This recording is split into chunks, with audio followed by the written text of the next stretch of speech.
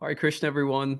This is acyuta-bhava from Nightlight Astrology. Today is Bhakti Wednesday, and so we are going to return to the 5th verse of the Śrī Śikṣāṣṭakam, a prayer that we've been looking at from the Bhakti Yoga tradition over the past weeks. I would recommend going back and listening to the videos in order. They're labeled, if you go back into my video archive, especially in the Bhakti Yoga playlist, you'll find parts 1 through 4. But you can also enjoy this episode as a standalone very easily. So what we're going to do is I'm going to chant the prayer aloud, and then we're going to come back and read and reflect on the 5th verse of the prayer in particular. If you want to hear the audio version of the prayer that I'm chanting, you can find a link to that prayer and the version of it that I'm singing in the description of this video, and you can also find a link to the translation of the words of the prayer. So here is the Śrī Śikṣāṣṭakam again. And I apologize that I'm wearing a hat. I've in the process of recovering from COVID, and so I've got some gnarly bedhead going on. So here it is. Cheto darpana marjanam bhava mahadavagni nirvapanam shreya kairava chandrika vitaranam vidya vadu jivanam anandam buddhivardhanam pratipadam purnam rita svadanam sarvatma snapanam param vijayate Shri Krishna Sankirtanam Nam Namakardi Bahuda Nija Sarva Shaktis Tatrarpita Niyamita Smarane Nakalaha Itadrisi Tava Kripa Bhagavan Mamapi Durdaivam Idrisam Ihajani Nanuragaha Trinarapi Sunichena Tarorapi Sahisnuna Amanina Manadena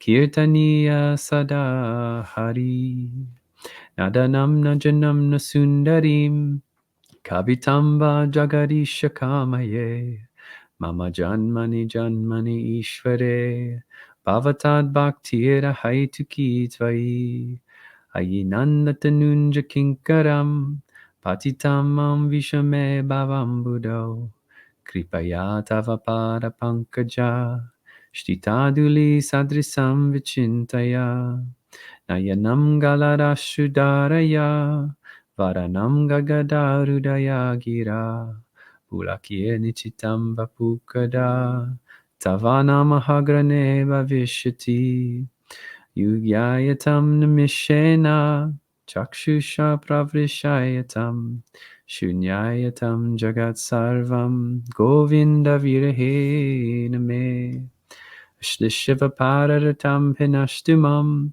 Adarshanan Marmahatam Karotuva Yatata Va Vidahatu Lampato Mat Prananatas Tusa Evana Paraha Hare Krishna, Krishna Krishna, Hare Hare, Hare Rama, Rama Rama, Hare Hare, Hare Krishna, Krishna Krishna, Hare Hare, Hare Rama, Rama Rama, Hare Hare, Hare Krishna, Krishna Krishna, Hare Hare, Hare Rama, Rama Rama, Hare Hare. Gaur Premanandi, Hari Bol.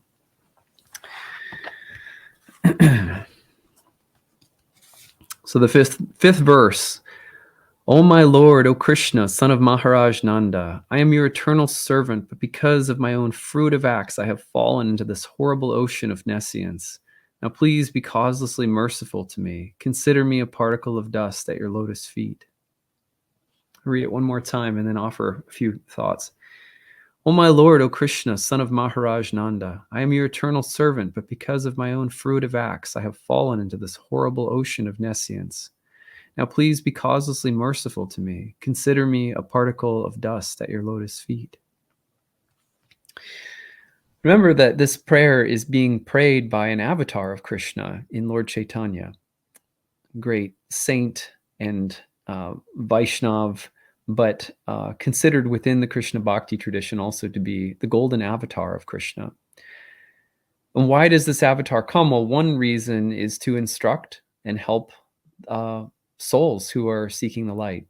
And so this particular song / verse, this prayer, is very instructive. I am your eternal servant. Another meaning of this is that I am actually part and parcel of you. I'm part of you. Just like the finger serves the body, the feet serve the body, the eyes serve the body. So we're all parts of the body of God. And that's what's meant by servant, not subservient, but I'm part of you and I serve the whole of God of which I am a part. But because of my own fruitive acts, another name for that would be karma, I've fallen into this horrible ocean of nescience, which would mean that I'm acting out of ignorance of who and what I am and what I am a part of. And as I act under the illusion of being separate and apart from this divine reality, I suffer greatly. Now, please be causelessly merciful to me. Consider me a particle of dust at your lotus feet. So this is a glorification. Again, sometimes you can read these verses and not catch the romantic mood of a lover.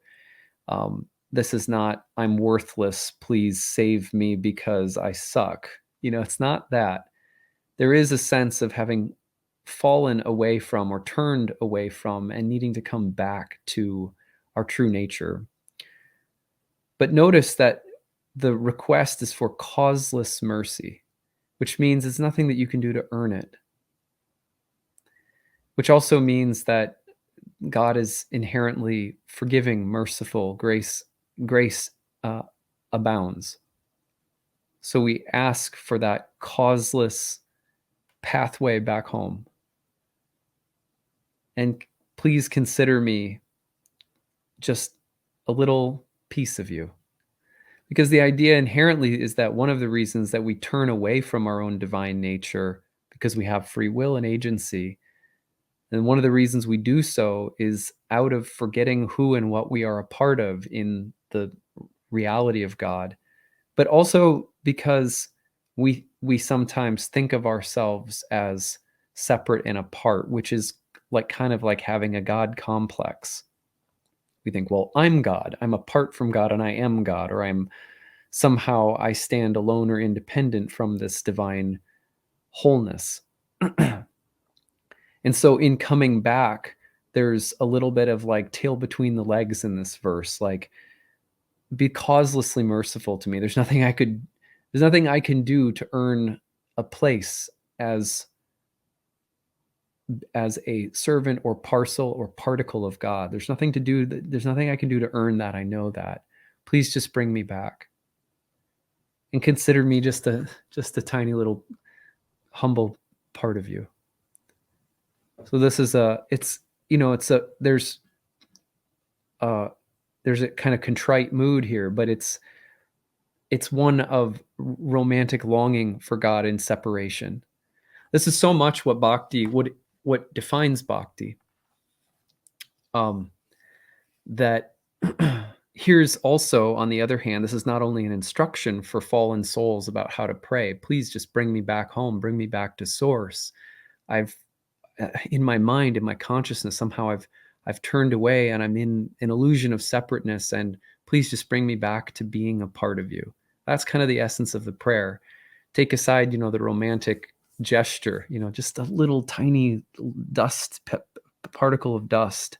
There's something so beautiful about that humility, so sincere, and the love that's in that, right? It's poetic. But the other thing that's interesting about this prayer is that state of separation doesn't necessarily go away. There are descriptions of Radha and Krishna, Radha being the ultimate lover of God. And remember, part of what Lord Chaitanya is Krishna come as Radha to experience what it's like to be the lover of God. That's something that God wants to taste, see what that's like.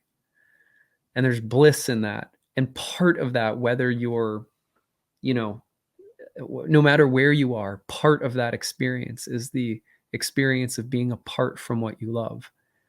And that even Radha longs for God.